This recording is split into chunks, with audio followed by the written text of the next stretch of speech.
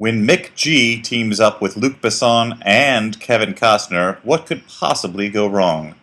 We discuss 3 Days to Kill.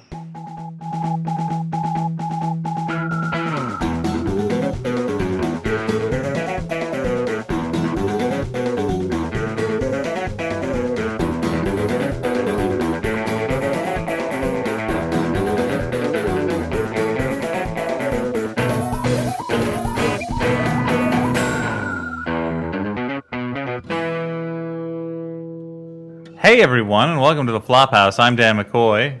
Co-starring Stuart Wellington. And featuring Elliot Kalin. I'm Jessica Williams. Yeah, that's right. We got a guest. In the Flophouse.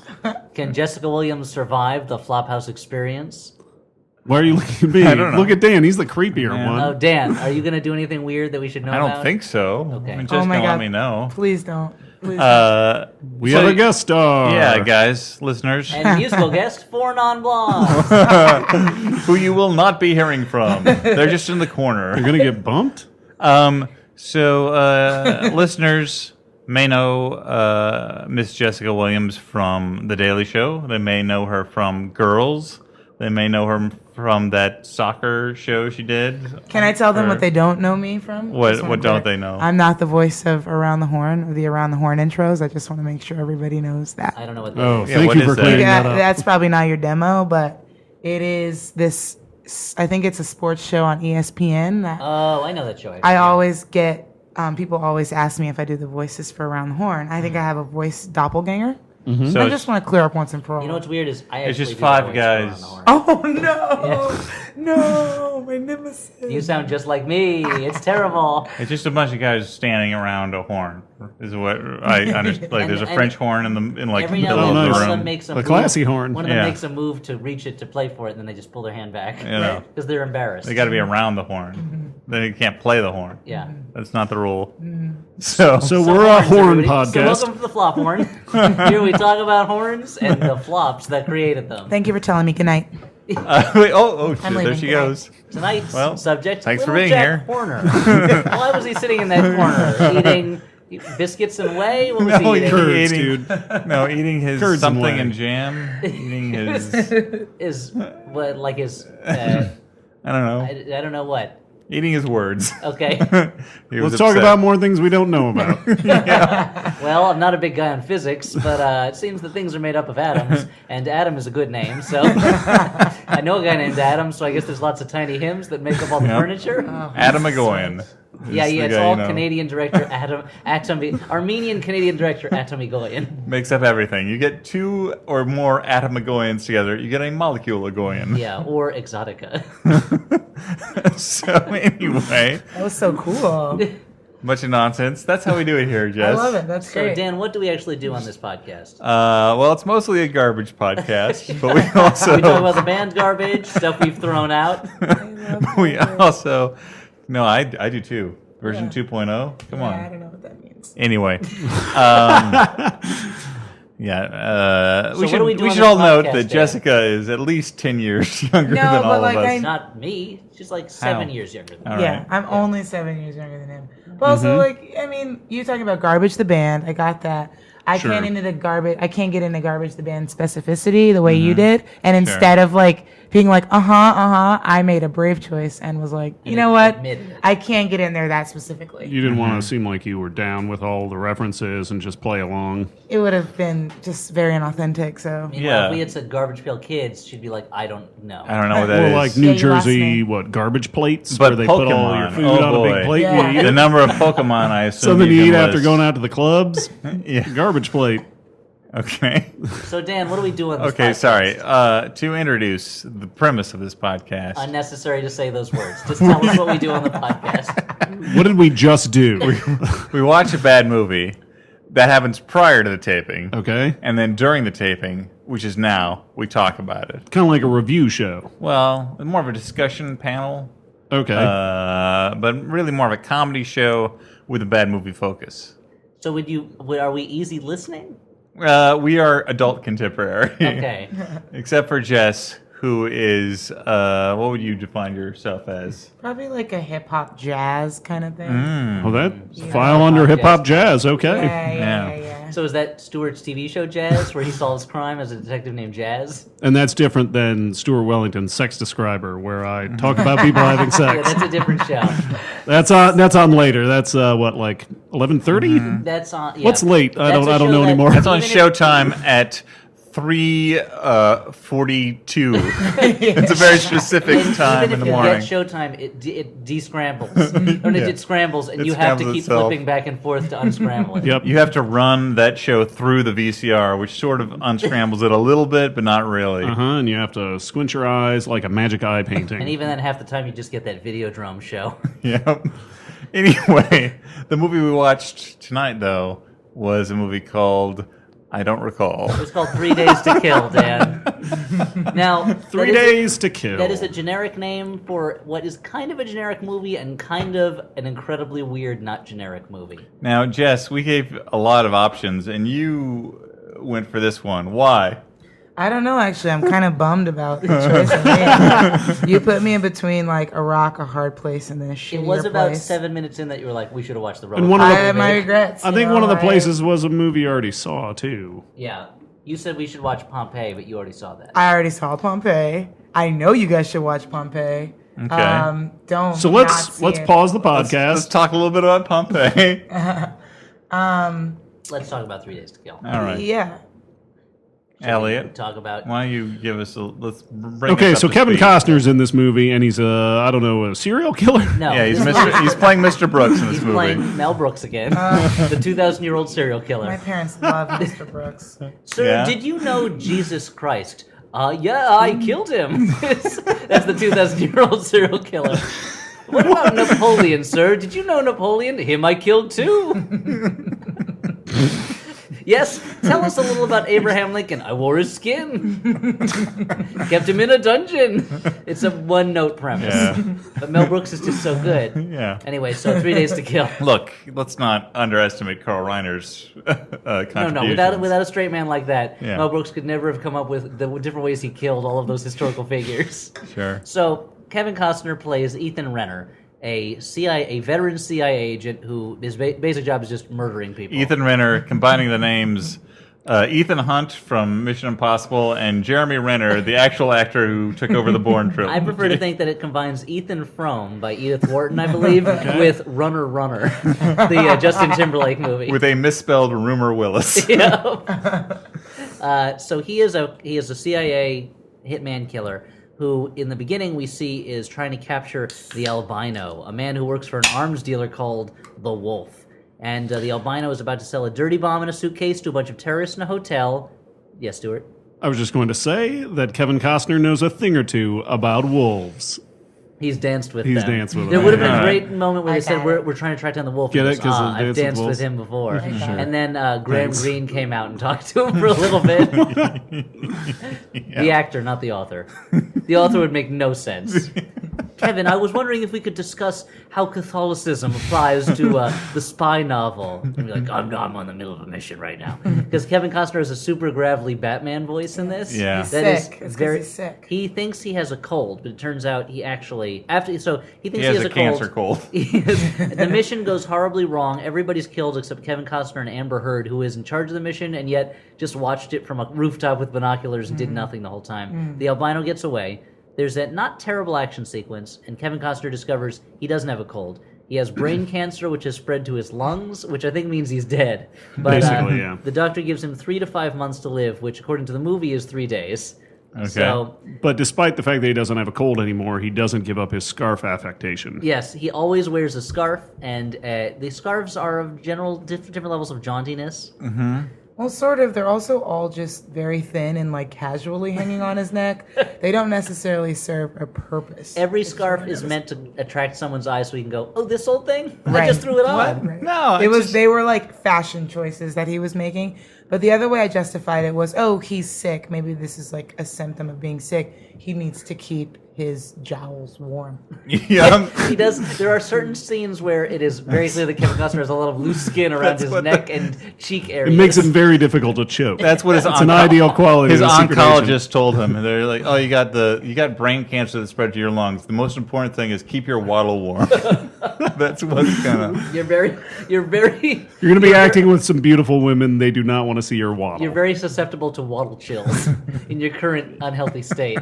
So he decides he wants to spend the end of his life getting back in touch with his wife and daughter, who are estranged from him because he is this gravelly voiced murder monster who lives in an apartment. First, he goes to an apartment and finds that it's there's a bunch of squatters from Senegal, somewhere in Africa, but I don't remember really the exact country. But due to French law, he can't kick them out. Yeah. And they were very endearing and very warm, and like they were the first likable people in the entire film. This basically, you think it's going to take on the plot of The Visitor, that he comes home and there's a guy living in his apartment and he learns from this guy how to live again. Yeah. But really, they're just there every now and then when he returns to his apartment to get stuff. And that's not does too not pay far. off. Yeah, and that's not too far of a stretch, considering that Luc Besson, who wrote this movie, made The Professional, which is kind of like that, of a hitman learning, Yes. to relearn about life and humans. I thought by you meant it was interacting like The with little Visitor, girl. and that it ended with Jean Reno just playing a drum somewhere in order to get out his anger at the U.S. immigration system.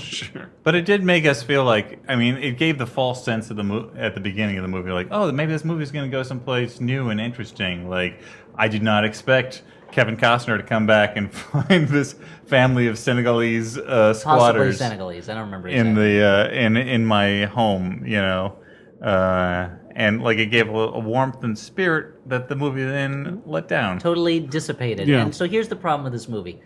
Half the movie is an action-adventure spy film. Mm-hmm. Half the movie is a guy who works too hard and is trying to reconnect with his family. It's like a bad dad, soccer dad. He's a bad dad. He's a spy dad, bad dad. Mm-hmm. He's like if Gerard Butler was a spy. Or Nicolas Cage was a CIA agent from Who was also Stolen. bad. It's like if in The Weatherman, Nicolas Cage was not a weatherman, but a CIA agent. It's like if in Mr. Destiny, instead of wishing on a thing, he had a bad relationship with his kid, and he's a spy. It's like if Destiny turned on the radio, and when he turned on the radio, Cats in the Cradle was playing. That's what this movie's like. So that's what reminds me that in our last movie we watched was Las Vegas, and that Morgan Freeman's ringtone when his son called was "Cats in the Cradle," which is like, why would you program that? It's like you're just saying through your ringtone, "I am a bad father." How does that song go? And the cat's in the cradle and the silver spoon. It's all about a dad who never has time for his son. You Yeah, might it's remember like the very on Ugly the Kid nose. Joe cover of it that was huge. Well, I hate I don't everything know when about you guys Cats were in like the 6 or Cradle. something. Yeah. I don't know. So You're a little younger. You might remember the Baby Einstein Cats in the Cradle. Oh my god, I was just listening to that on the subway on the way here. You know why? Because Goo Goo fucking Gaga, I'm a baby. that is the edgiest baby. Goo goo fucking Gaga, gaga. bro, I'm a baby. Wah, The wah, baby takes bullshit. a long drag of a cigarette. It's a His pacifier Capri with a cigarette in it. 120s. So anyway, the point is, he's got these immigrants living in his apartment. In a way, he's an immigrant too. He's living in Paris, and the whole movie is set in Paris, aside from the opening. But anyway, so It's from Paris with love. to anyone who's familiar No, it's with Chris Elliott's comedy special from the '80s, Action Family, where the joke was whenever the character is outdoors, it's a hard-boiled cop show. Whenever he's indoors, it's a family sitcom. This movie is basically that. But we're supposed to take it seriously for the most part, but there's still like goofy Luc Besson type jokes and characters, because Luc Besson wrote and produced this. McG directed it. McG, famously of the Christian Bale trying to get his attention because a lighting guy was walking past him. But so this movie, to make a long story short, Kevin Costner will occasionally go looking. He gets hired for one last spy mission by Amber Heard, playing the low-rent, poor man's version of Scarlett Johansson as Black Widow. And they're both like CIA agents. That's the thing. Like, it's not like just like the. I don't like. It's not like she recruits him. Like he was like Well, a but CIA he's gone agent freelance. who got sick. She's trying to pull him back in out of retirement. Yeah. And she does a lot of showing up in sexy outfits in very dimly lit locales and talking to him and then giving him syringes of this magic cancer medicine Yeah. Yeah, Serum. including strip clubs. that may save him, but only if he catches and kills the wolf and the albino, the ones Bless that you. got away. And were those the ones giving him hallucinations? Yes, and the drugs give him hallucinations, which take the form of him If he getting gets too dizzy. excited. If his heart rate gets up, it's the Yeah. anti-crank. Yeah, well, that's what I was gonna say. It's like Crank 3, no cranking, please. And it had no Keep the cranking to a minimum. Crank 3, yank my crank.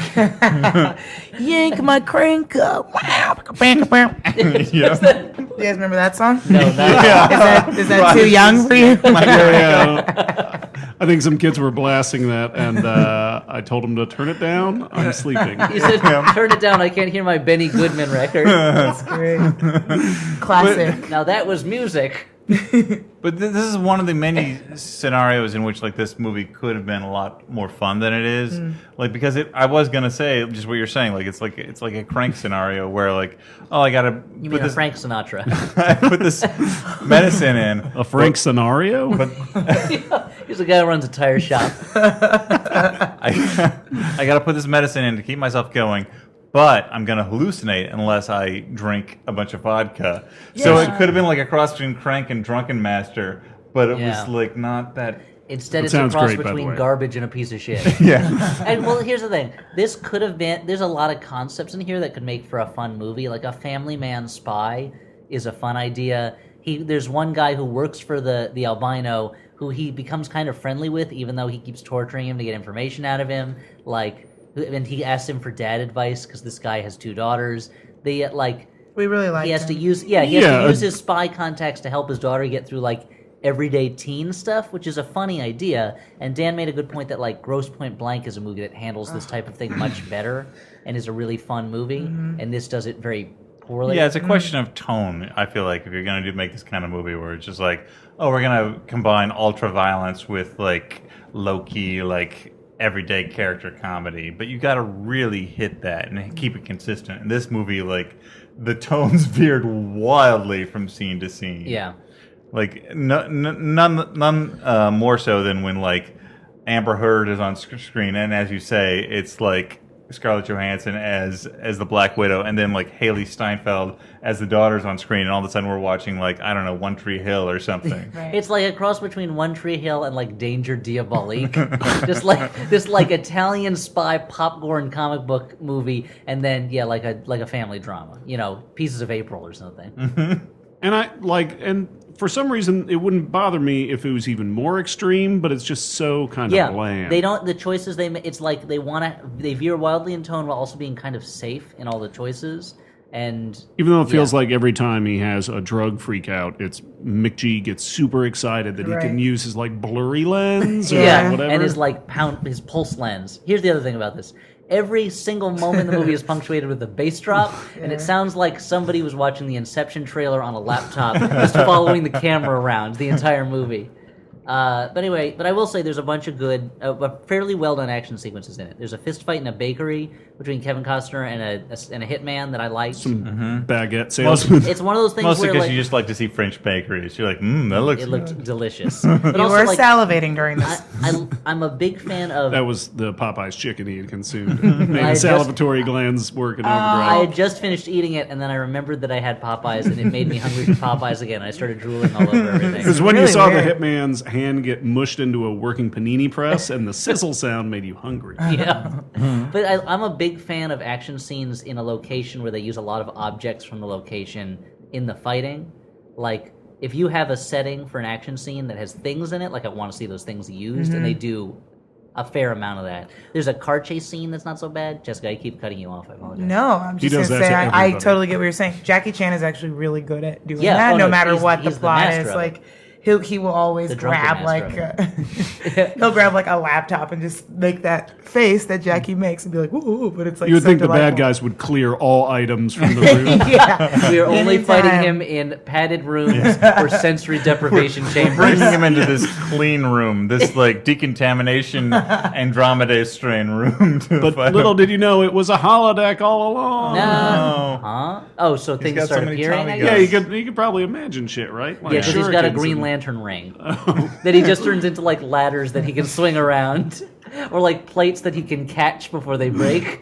Yeah, a bunch of Ming vases that are falling from the ceiling.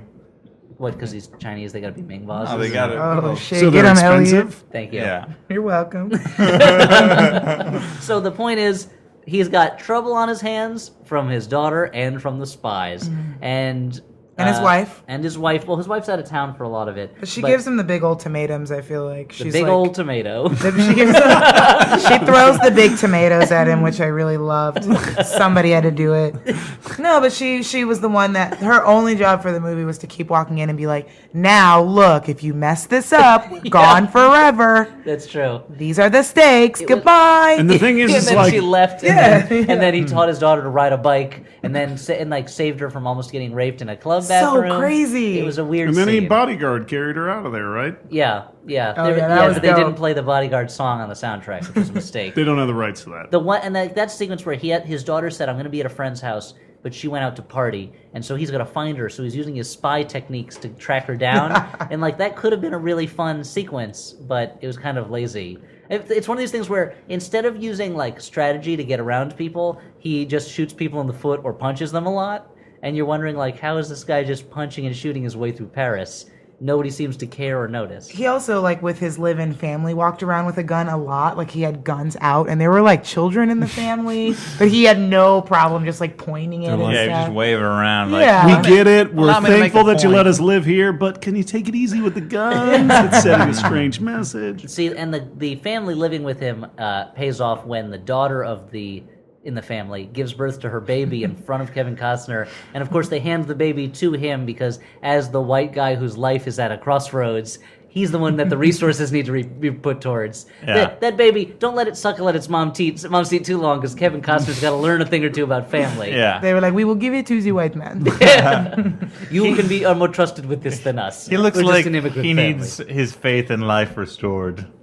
What do we have that has a lot of life force in What it? about my baby? Newborn babe. Oh, but your Yep. baby, you just gave birth to it. Oh, you take. It's your baby now. You need it more than I do. I already have a daughter and I don't know how to take care of her. Your baby, gotta go. Yeah, no, that shit made me mad of just, like, them having a live birth in the apartment. I was telling you, my were saying worst this nightmare. too, yeah. It's my worst nightmare. French healthcare is terrible. Yeah, I hear it's the worst. So, Jessica, mean- your worst nightmare is to give birth in front of Kevin Costner? Yeah, well, the idea of giving birth already just gives me anxiety. Oh, it's a but horrifying experience. my worst nightmare is to, like, give birth in front of my whole family in, like, an apartment, and then Kevin Costner walks in and then, like, holds my baby And for, like, a tears long... the baby from your hands.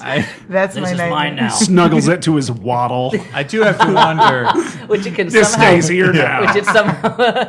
he's just storing stolen babies in his swaddle. He swaddles the baby with his scarf. Did your neck just cry? No. Just give me the Dairy Queen Blizzard that I ordered. I do have to wonder what I imaginary. said Reese's Pieces. These are M&M's. Use your eyes.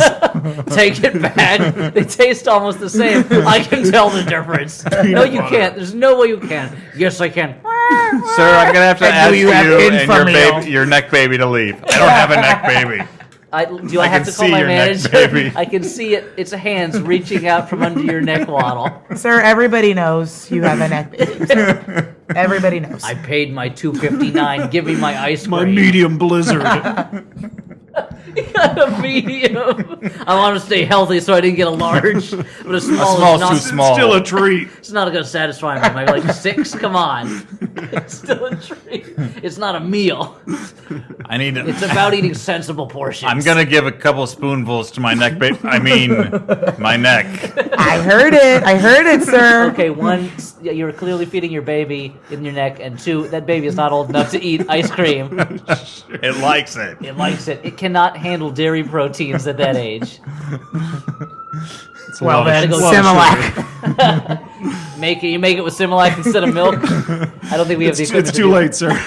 I gotta go change my next diaper. I'll be right back. Do you have a creamed spinach blizzard?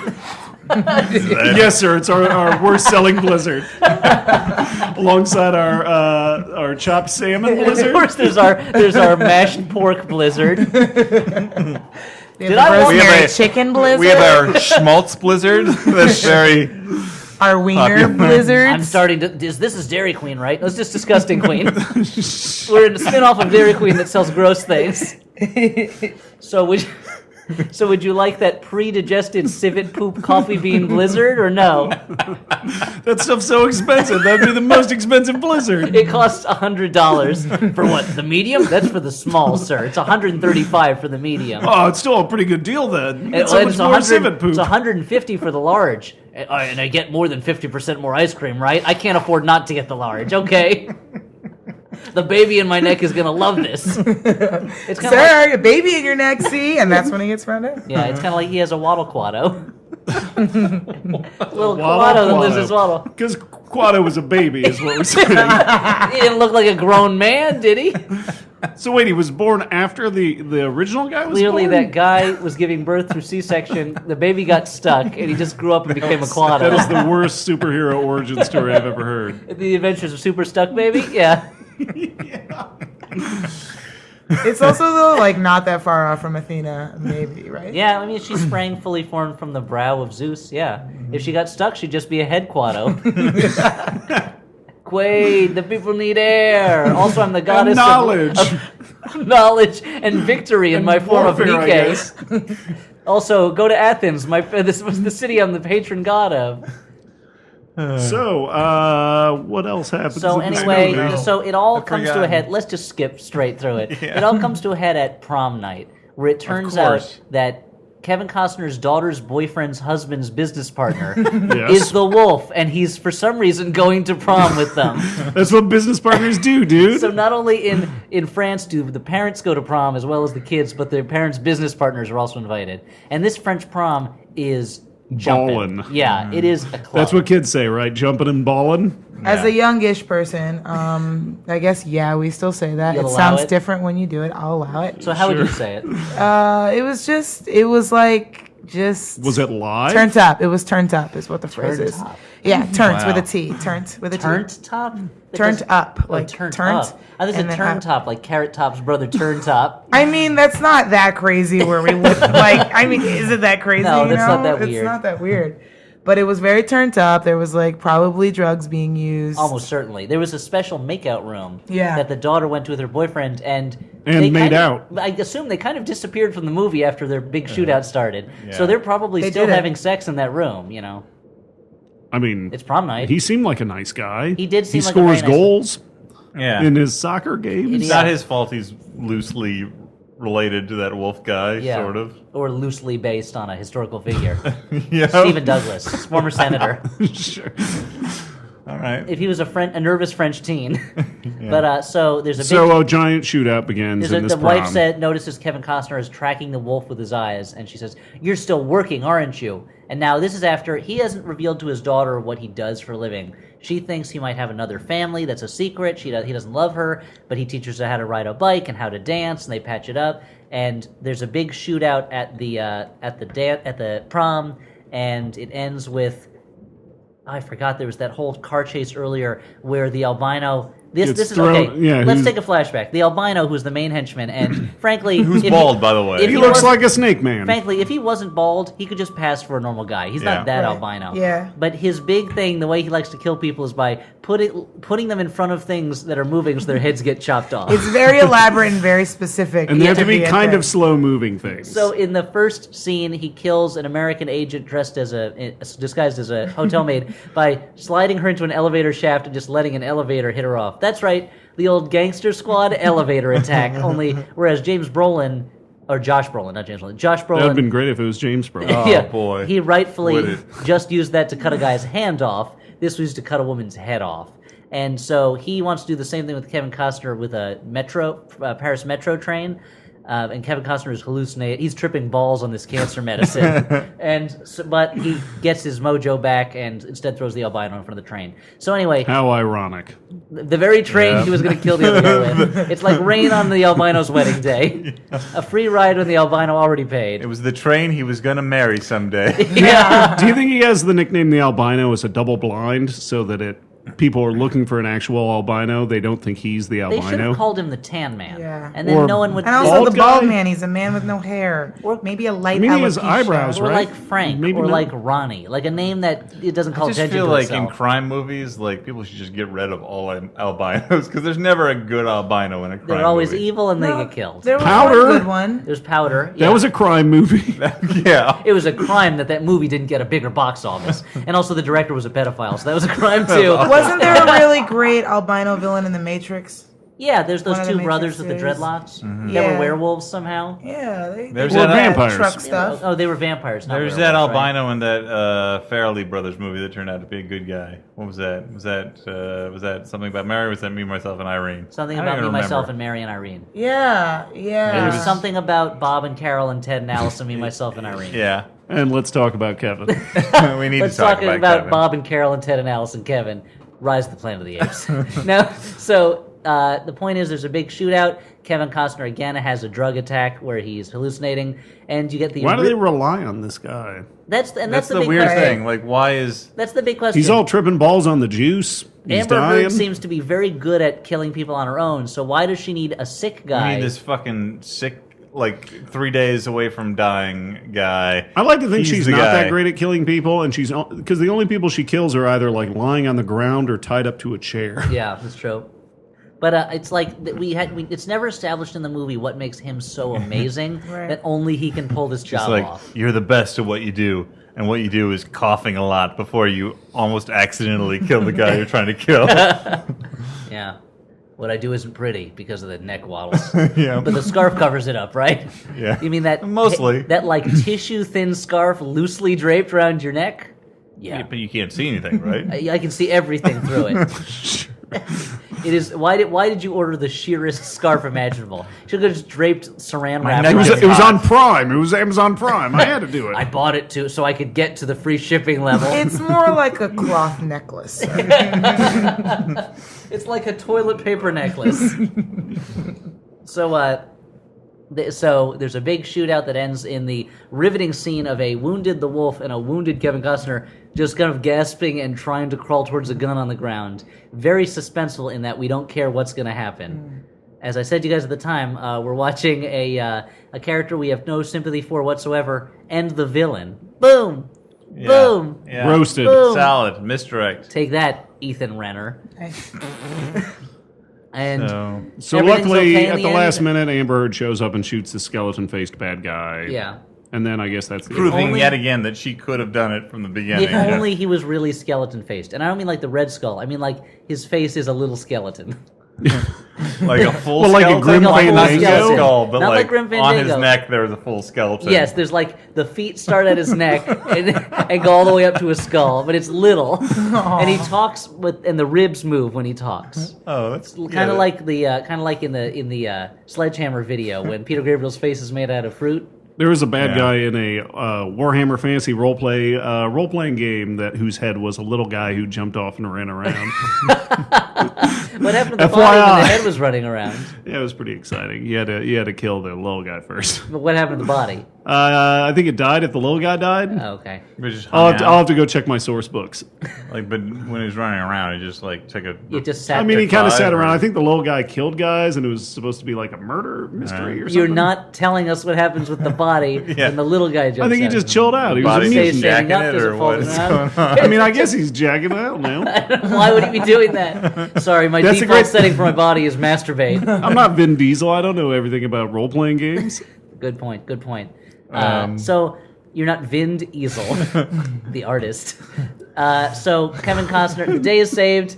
Well, the wolf has been killed, danced with, if you will, a dance of death. A what would you call that? Like a Toad Tonson. Yeah, Toad Townsend works. But so then they retire to a house on the beach, and Kevin Costner's just dedicating himself to getting back in touch with his daughter again. Giving her advice on how to skip rocks. Yeah, and how to go to school, I guess. She's not going to school. She's just hanging out. I guess skipping prom stones. happened. The year's over. It's the summer, Yeah. and she's going to rock skipping camp. And Amber Heard drives up, and she sent him a package and it's another vial of the serum. So I guess he's cured now. I have a question. Yeah, was that the last serum he needed to live? I assume so, or else it's a cruel joke. Right, like she's just gonna keep. Or maybe she's just stringing him along. She likes to got- watch the puppet dance. I've got another job for you. 4 days to kill. So, all right, let's. That's better than 32 days to kill. Let's move on to Because you had 2 to the. sure Wait, 30. 3.1 days to kill? Yeah. 2.0. So let's go to final judgments. Final judgments, where we decide whether this was a good bad movie, a bad movie, or a movie you kind of liked. Elliot, what do you have to say? Was this, well, where do you fall down on this? I think it was. You know what? I'm going to be generous to it because there were things that I liked about it, but I didn't like the movie enough to call it a movie I kind of liked. So I'm going to say good bad. In that, you're not going. It's not exciting or interesting, but again, I'm going to give it my coveted. If it's Saturday afternoon, you're sick, and there's nothing else on TV, go ahead and watch 3 Days to Kill. All right. If you're tired of having every other movie that ever existed at your fingertips, watch 3 Days to Kill. Jess, I know you're new to our What are the grades? Yeah. our scheme. It's good bad, a movie that is so bad it's good. Then they're if you will. spookily scarifying. There's Bad, a movie that has no value in entertainment terms, or a movie you kind of liked, which I think is self-explanatory. And what'd you do? Good, bad? No, I said good bad, yeah. Which was being generous. Which is super It was, charitable. dude. Because Very I'm gonna generous. go bad. I was like, not having a good time. You guys were fine, but you guys weren't enough to carry the movie. Thanks. Wow. Is that our That's job real. now? Well, I mean, don't know. I mean, you said I would it's- come and hang out, do the. It was a flop. long walk over to Dan's house. It took a lot out of me. No. I honestly, I think it was just bad. Like It is a bad I do like the person who co-wrote it, but it was like Luc not Besson. Luc Besson. I do love him. Luke Bassoon. Luca bassoons. Look at my bassoons. I love him a lot. No, it was like bad. I wouldn't even recommend you watch this on a sick day. Just watch like something tighter than that. I mean, you made a good point when we were watching it, Ellie, is that Luc Besson seems to be focused so much on producing and writing things when he seems to have a better grasp of the stuff that he's writing when he directs it. Like, yeah, if he directed this movie, he wouldn't have, I feel like he would have been able to work out the problems in the script while he was making it, and he'd be able to carry that tone a lot better than McG. Capture the like silly and serious, which seems to permeate. Yeah, Which McG, he's great at. who I'm just going to reveal it, is former presidential candidate George McGovern. He's been directing movies under the name McG for a long time, ever since he lost the 72 election. I didn't know that. Oh, Did he direct Torque? All Is right. Torque a McG? I'm just going to quickly say I Dan, answer agree. the man's question. It's a bad, Let's talk a big G. it's a bad movie. That's something that, like, if you said that to an old person, they would be like, "Was Torque a McG?" They'd think they were having a stroke. I'm tempted to like it just because it goes off in 50 different directions, and that's kind of crazy. But ultimately, I was too bored. Stu, what do you have to say? Yeah, I'm going to back you up. I think it's bad. I feel like it's a movie that tries to do a twist on the secret agent genre or Secret whatever. Asian genre? The secret Asian drama, which I guess is like, Which is a ninja. That's basically Yeah. what it is. It's a ninja drama. It's the, I thought it was an Asian it's the actor. Asian version of the Human Stain. It's Yeah. a secret Asian. So Anthony Hopkins plays this character Yep. too. But they take all these and they take all these different spins or twists on the premise, but they've all been done before, and it just doesn't. Like a spin city, if you will. It is like, and the city is Paris, In France. the original Spin City, yeah, Paris, because that Eiffel Tower is always spinning. Okay. Well, before we move on, Is that true? Nope. before we move on to letters, just a quick word from our sponsor. I just want to note that this episode is brought to you by Squarespace, Thanks. the all-in-one platform making it fast and easy to create your own professional website, portfolio, and or online store. For a free trial and 10% off, visit squarespace.com and enter offer code FLOPHOUSE at checkout. Now look, we all like the internet. I love it. Why don't you want to be a part of that, man? Why don't you get off the couch and get on the field of the internet? I thought you were going to say get on the web, Get on the web. which you can do from the couch. Yeah. Just dial up your Squarespace and get your own website. Look, let's face it. We are losing the battle of pornography with the internet. Yeah. The internet, pornography gains more territory every day. So you need to start a website for yourself that is not pornography. Or start a Or start a pornography website. You know, Whatever. who's to judge? Who's to judge? Go to Yeah, Squarespace. whatever you're into. Start your pornography website, and then go for it. Neckwaddles.com. With all those Kevin Costner paparazzi shots when he wasn't wearing underwear on his neck. Here's the thing. Kevin Costner stuffing a baby in his neck. Squarespace makes it simple and easy with beautiful designs, drag and drop content, and 24/7 tech support through live chat and email. You can start your website at a mere $8 per month, which includes a free domain name if you sign up for a year. And it's got responsive design, so you can have a website that looks great on a phone or a tablet. The only excuse you have for not taking advantage of this offer and starting a website is if you are Amish. And you are overhearing this through the open window of a car that is driving by your buggy on the street. If you can hear it at all, because the person driving that car is cracking up at all the hilarious jokes If we're you making. can hear over their laughter and you're saying, that's a sinful amount of laughter, but I'm intrigued. The next Rumspringa, I only get one, but the next Rumspringa, I'll listen to this Flap House. He's 14. Don't look up the Flap House. That's not the name. You misheard it. It's Flop House. Okay, Jedediah? Silly Amish guy. Tricks are for kids. But anyway, why not start a trial with no credit card You wouldn't get that joke. required? No, it's a commercial on television. Oh, forget it, Amish guy. Start building your website today. When you decide to sign up for Squarespace, make sure to use the offer code FLOPHOUSE to get 10% off your first purchase and to show your support for the Flophouse. Thank you, Squarespace, for supporting us, and please check them out online. At Squarespace.com. not squarespace.com, which is nonsense. We'll take you to a 404 forbidden screen, or perhaps it'll be one of those screens where it's like, this URL is available. Do you want to rent it? Don't. Go to squarespace.com, get a URL through them. Or some Yeah. like canny web developer has set up a porn site already under Squarespace. Yeah. Yeah, there's a domain owner that owns Squarespace that is telling his wife, see, it was worth the purchase. Squarespace. Your place for the squarest places. Or it's your place for squares. So, Dan, what's this next segment? The next segment is letters from listeners. This first letter. Listen out. Oh, God. What do you hear? It's a letter calling to you. A letter from you that is calling to you saying, mail me to the Flop House. They can't read it if you don't mail me, so mail me right now. What are you waiting for? I know it's 2:30 a.m. Break into the post office, put a stamp on me, and put me in a bag. Then steal that guy's uniform, kill him if you have to. Deliver me directly to the house. If you don't know the address, look it up in a directory. You didn't say your address, though. That's pretty good. And the address No, is... don't do that. Dan McCoy, care of the Flop House, 129 Flop House Street, Flop, USA.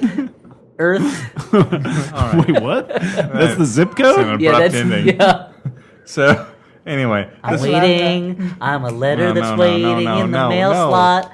When will they read me? Will they read me now? Or will they read me next? Will they read me last? Won't they got read so me many at all? letters. It's time for them to read me. What's taking so long? Elliot, stop the song. It's time to read me along at the Flop House with Okay. letters from the Flop House Wow, for so the Flop good. House to the Flop House God of the damn Flop it. House. By the Flop House shall No. not perish from the earth. All right. So this first letter is from Caroline, last name withheld. In and the it goes city. That was a long one. like this. I'm a longtime fan who's never written until now, and it's only because I rarely miss an opportunity to be pedantic about classics. During the Star Wars episode, Elliot said he believed it was the Roman lawyer and politician Cicero who overcame a stutter by training himself to speak clearly with pebbles in his mouth. He didn't say, I dare you to contradict me, classics nerds, but I must gently correct the usually That's implied infallible anytime I say anything. Mr. Kalin. This is an anecdote about the Greek orator Demosthenes, Oh, whose speech You impediment idiot. I'm a moron. is usually described as a stutter, but actually had the symptoms of cluttering like Winston Churchill and or rotasticism like So- Jonathan Ross. So he was a hoarder? Cluttering? No one with a speech impediment should actually try this technique, because even though small objects didn't come with choking hazard labels in Demosthenes' They day. didn't come with choking hazard lasers, which I guess is a laser you Yeah, I point need at to put someone's some- throat if they're choking to burn it open, Put so some the thing can fall marbles out. in my name, in my mouth. No, put marbles in your name. Dan Marbles McCoy. Actually, that I sounds like amazing. it. He sounds like a 20s villain. Yeah, he said, you're a gangster now. Marbles take it. McCoy. Hey, Shane, Dick Marvel. Tracy. Yeah, play with the marbles, you might get burned. All right, that doesn't well- make sense. Why would you get burned by marbles? I'm If you were Matches McCoy, that would make sense. just going to move on to the next paragraph. As for the rest of the podcast, I didn't think anything new could be contributed to the now 14-year tradition of commentaries about how much the prequels sucked compared to the originals, but I was wrong. You guys were consistently funny, where so many reviewers have descended into hyperbole and merely listing the beats of the plot in a disgusted voice. You stood out from the herd like a shot of a character the audience actually cares about, contrasted with one of the many computer-generated crowds cluttering the background of these damn prequels. Caroline, last name withheld. In the city. Yeah. Well, thank you for writing. Thank you for writing we, and we for were the pretty praise. great talking about Star Wars. And for the correction. I will remember that it was Demosthenes until probably tomorrow. That's And I'm like, yeah, that thing Cicero did. small As you victory. push kids around the playground. Yeah. Can I make a small plug for a different podcast? The Cicero podcast? Yeah, Sissapod. It's the Sissa House. No, just that I've been re-listening to a lot of Star Wars Minute episodes, and I want to recommend that to any Star Wars fans listening. Sure. Great show. Great podcast. Especially when we're on. Anyway, greetings, esteemed floppers. I recently had a somewhat confusing movie experience and was wondering if you could help me. It's called Last Year at Marienbad. My problem is this. Last night I watched the Twin Peaks / Fire Walk With Me prequel, Sleepwalk With Me, starring Mike Birbiglia. I kept on waiting for the big reveal, wherein it was disclosed that Mike was the host of an alien parasite, and that during his sleepwalking episodes he was engaging in an alien-fueled spree of violent sexual deviance. But though I watched an entire movie, it never came. Additionally, there was nary a mention of Twin Peaks or the entity known as Bob. An added element of surreality. Surreality? Surreality? No, that's not it. Surreality. Let's say surrealism. That's when you buy that house from House of Leaves. Was that the tone and atmosphere could not have been more different than other members of the franchise. At first, I was really frustrated that yet again many Twin Peaks questions had been left unanswered. However, the more I thought about it, it became clear that the director was doing a really thorough job of setting the table for an upcoming movie to take place chronologically after Sleepwalk With Me and before Fire Walk With Me. Yeah, that Black Lodge has been on the market for a long time. we can't flip this place. The big revelation We bought the place, we removed all the backwards talking midgets, we thought that would do it. Right across the street from the White Lodge. Yeah. We took up all that red and black linoleum and put in just some floor. shag Those carpeting. linoleum was right over hardwood floors. Why would they cover that up? Yeah. The big revelation of Mike's depravity was going to be incredibly powerful now that the whole movie was built him up as an earnest, fundamentally nice guy pursuing his dream.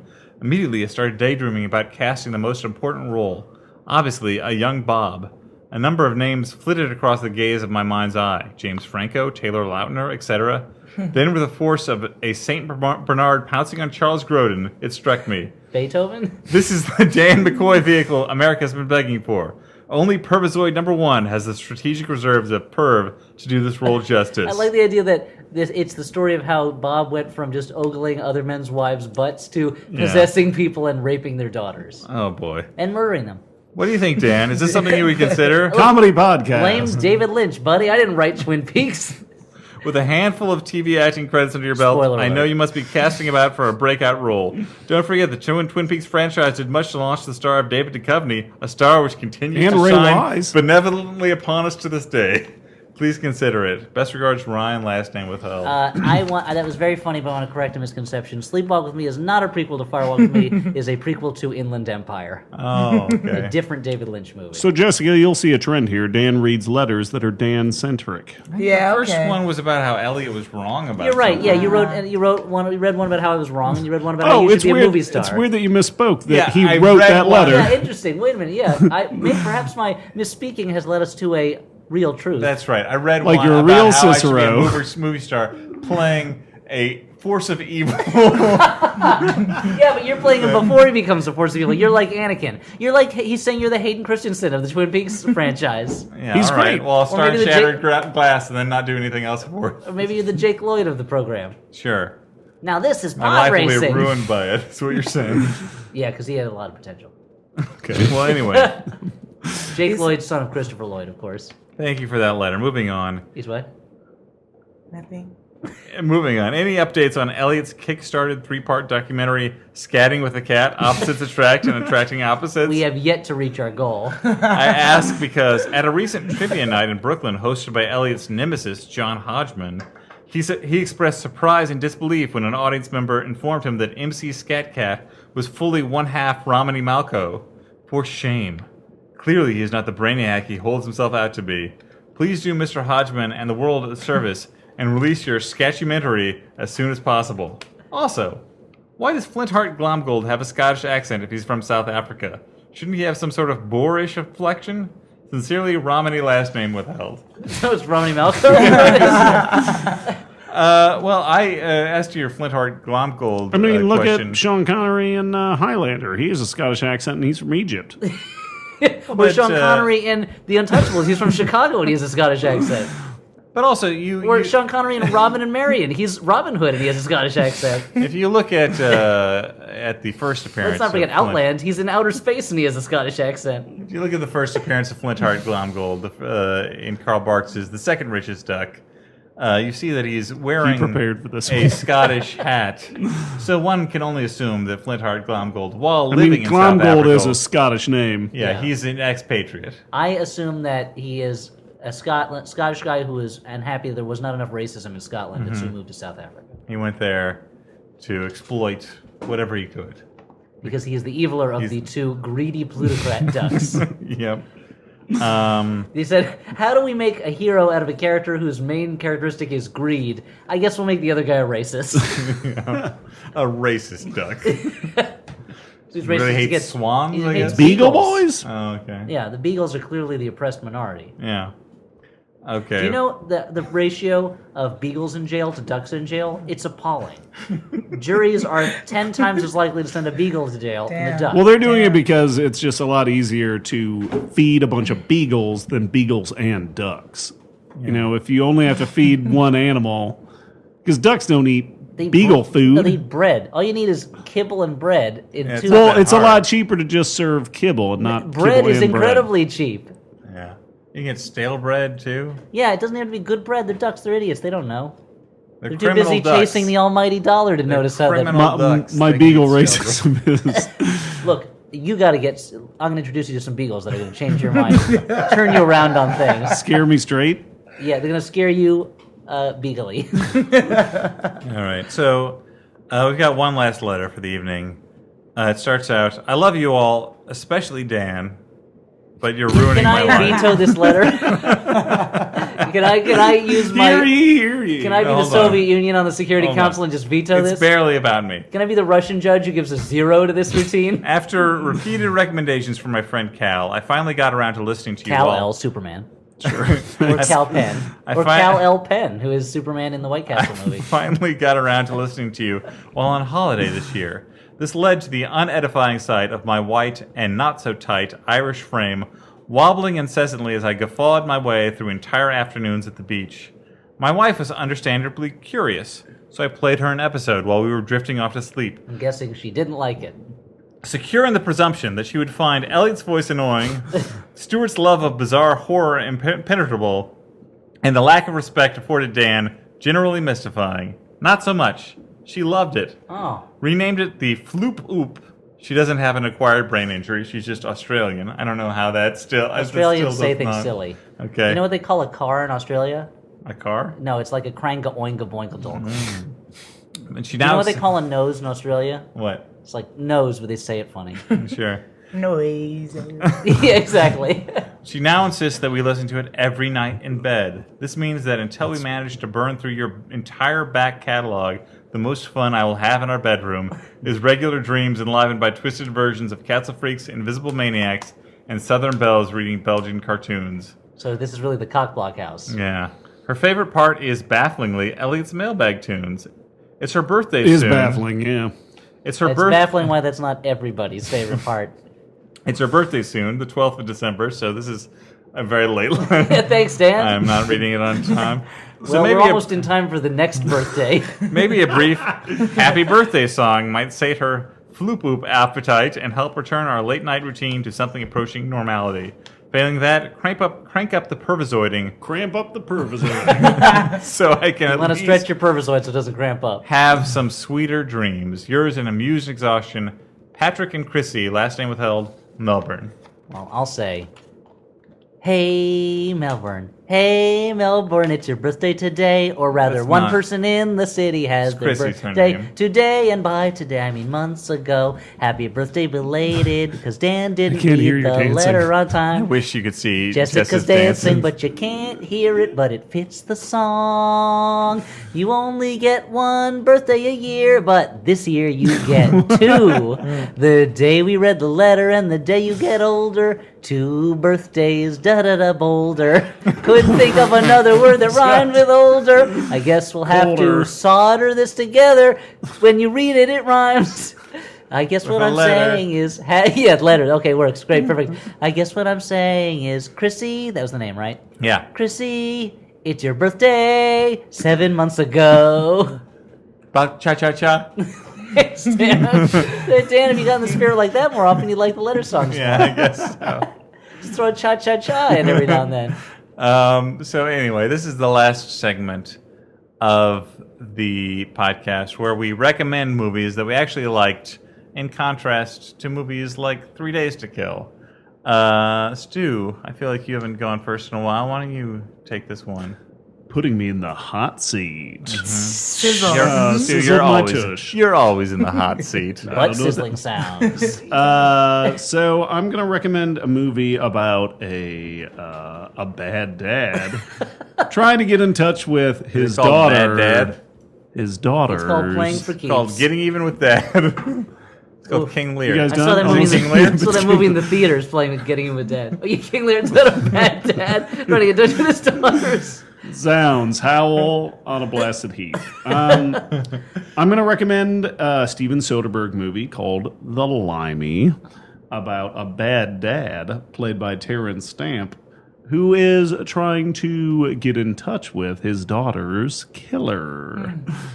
Played by, spoiler alert, Peter Fonda, who gives a great performance. Terrence Stamp's great. Peter Fonda's great. This was, I think, my first introduction to Steven Soderbergh movies, and I think it's a nice, slow, kind of patient movie. It does some interesting stuff by using old footage from a early Terrence Stamp movie for flashbacks. Poor cow, I think, right? Poor Cow, exactly. And I totally recommend it. So, Limey. I'm not going to go too into detail because I haven't seen it super recently. I would like to recommend a movie that I saw this Monday. When I saw it, it was a advanced screening. Although It was because Transformers, wasn't it? yeah, because we are banking this ahead of time, since both Elliot and I will be out of town in the next couple weeks. I believe that this movie will be out in general release by the time this goes into your ear holes. I saw a little And movie out some other holes. called. I saw a movie called "They Came Together" in a screening at BAM, I and think they live together. it was nice because stars and director of the movie were there. David Wayne, Amy Wayne's Poehler. This is becoming Paul the new Rudd, Ellie Dan Kemper. recommendation thing, where Yeah, he Jason recommends Mantzoukas. movies where you see the stars of the movie. at Dan the used to screening. recommend movies on planes. Now he recommends going to see screenings where the director and the stars. I've That's what I'm become more talking about. upscale. That's now. what I'm talking about. I'm proud of you, man. But You No, made it's it, a- bro. it's a very funny movie though. We don't know. Tell us. It's written by Wayne and Showalter, who previously collaborated on Wet Hot American Summer. This is not. And the state. Yes, this is not as funny as Wet Hot American Summer. Guarded recommendation. Not No, as well, no, funny like, as Wet Hot American qualified. Summer. Raves Dan McCoy. Well, I mean, like that's a pretty high standard to That's live a- up to. it's a Like that's a fantastic- yeah. very funny movie. I'm just saying that to keep people's expectations at a reasonable But it's level. funnier than the Baxter. Yes, it's a very funny movie. It has a lot of the Wet Hot American Summer feel. It has oddly kind of like a lot of the early Zucker Brothers feel. Like it combines kind of that state humor with that airplane style humor. It's a spoof of romantic comedies.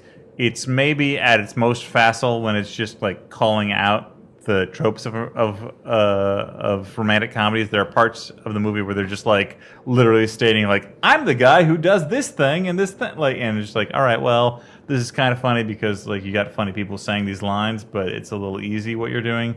But Are you recommending this movie? no. I'm just saying like that's like the weakest part of it. But for the most part, 1.5 stars. for the most part, it's a lot cleverer than that, and a lot sharper, and a lot funnier. Better Like, than getting eaten by a shark, says Dan McCoy. I cannot, like, this is the problem with the internet, like, where you can't give, like, a nuanced review of something, where you have to say either Take it something easy, Dan. rocks or it sucks. No, Well, I'm I'm just saying you should lead with the strengths. I felt like I did. It's a very funny movie. And I just like giving you shit. But that's my main thing too. Okay. Point is, go see it.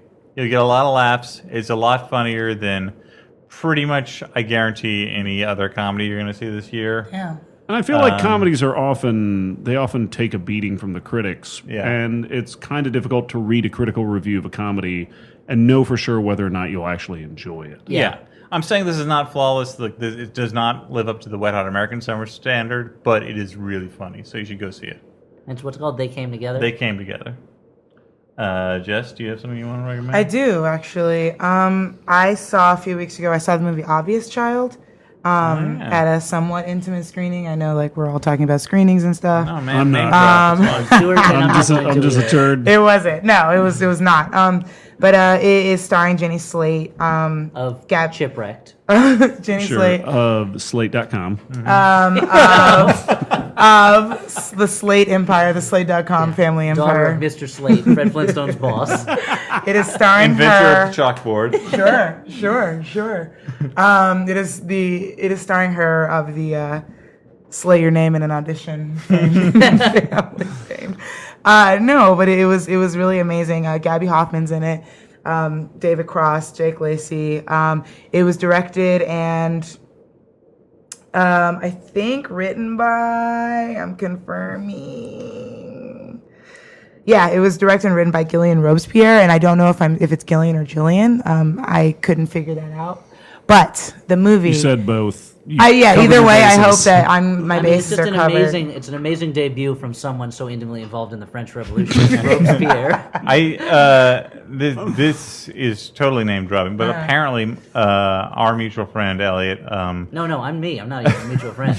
I don't even like me. Ursula Lawrence of the Writers Guild was in the original short that this movie Oh. then was like based off of. Oh, interesting. Okay. Yeah, Some What good was name she? dropping. Was she the lead? I have no idea. part? Okay, great. Not sure. No, well, here's Was just, she the masked wrestler in the show? just here's what I liked about it. It felt very kind of realistic to me, and Jenny Slate is delightful and charming. Everything is kind of written really well and very naturalistic, and watching it made me realize how much I watch so many things that's supposed to depict what it means to be kind of a young adult in a very glossed way. Like, it was just so delightful and charming, and it kind of did a really cool job of addressing abortion without making it seem like it was like the huge fucking big deal of the movie. It was sort of more around this choice of a woman's right to choose in a very subtle and cool way. And I thought it was so delightful and charming, and like everybody showed up and just acted the shit out of it. Killed really it. great. Nice. Yeah. I want to see that. Yeah, it was actually really fantastic. So a wholehearted recommendation, a partial recommendation, No, and an old-timey movie I kind of Okay, remember. fine. Speaking of old-timey movies, it's time for Elliot to recommend his stuff. Now, Dan forwarded me an email from, I'm forgetting the name, I think his name was Josiah, from a guy who said that in my recommendations, I had not been recommending any Edward G. Robinson movies, even though I've been doing lots of old-time movies. So you know what? I'll rectify that tonight. I'll recommend 2 Edward G. Robinson movies real quick. Out of the Kalen Crypt. My 2 favorites, which are surprisingly, neither of them is he playing a gangster, even though that's what he kind of did best. But I'd like to recommend, I think my favorite Edward G. Robinson movie, and then they're tied my favorite. A movie called The Sea Wolf, based on the Jack London novel, where Edward G. Robinson plays the captain, Wolf Larson, of a ship of the damned, if you will. A bunch of people from San Francisco around the turn of the century are kidnapped and forced to work in his ship, and he believes wholeheartedly in John Milton's phrase, better to rule in hell than serve in heaven. And so he wants to be the master of this hell ship, and he won't brook any dissent. And it's a great portrait of a man who is basically evil, but not without his sympathetic moments. And it's a really crackling, suspense thrillery type thing about people trapped on a ship and they've got to escape. On the other side of the ledger, the Heath Ledger, of Edward G. Robinson playing a heroic character, there's Five Star Final, an early talkie from 1931, where Edward G. Robinson is the editor of a newspaper that, in order to goose its sales, decides to dig up an old murder trial from many years before and find the people who were the lovers who were involved, and ends up ruining a number of lives as a result of digging up this old case. And Boris Karloff is in it, and he's fantastic in a very funny role as a former seminary student who's now a really slimy reporter. Aileen McMahon, who's a crush of mine, plays Edward G. Robinson's secretary, who secretly has a crush on him.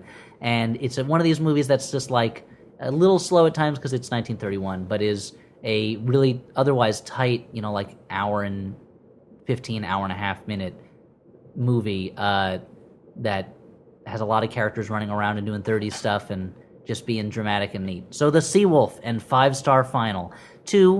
I think my favorite two Edward G. Robinson movies. So that's 5 movies to watch before we meet up next time, okay, everybody? Yeah, you got to get you ready That for is your homework. Let's meet up here at the exact same time in 5 weeks. And if we're not married, we're getting married. Yep.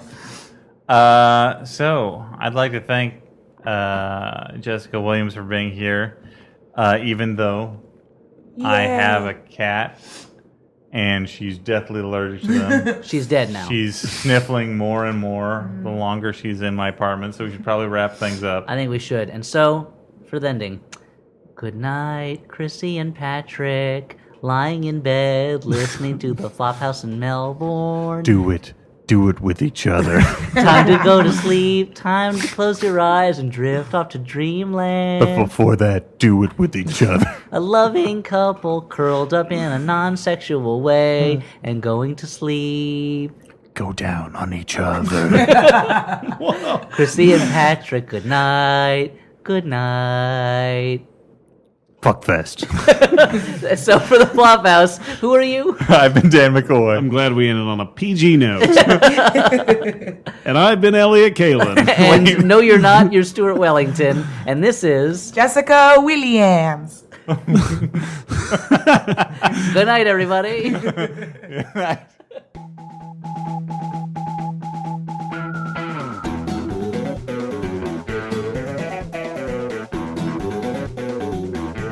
Oh my But gosh, that scared me. It does not cut through the fucking, We're chaff not the way really that this recording, asshole Sarah. You don't does. have to be Yeah. quiet. No, oh my gosh. Yeah, are we going to nice start see recording? you. Or is this Have gonna you just... met? Oh, you're not recording? I have met her. Are we just Hi. going to do Jessica's Okay. voice symposium? Hi, Sarah. I'm good. Nice to see you. I never got know if scared. I'm gonna, like, I love your interrupt room, by the you. way. It's beautiful. Thank you. Thanks for coming. I don't care for it. Wow. You have to come. You look nice today, by the way. Have you been Move working this out? over here a little bit. Classic Stuart.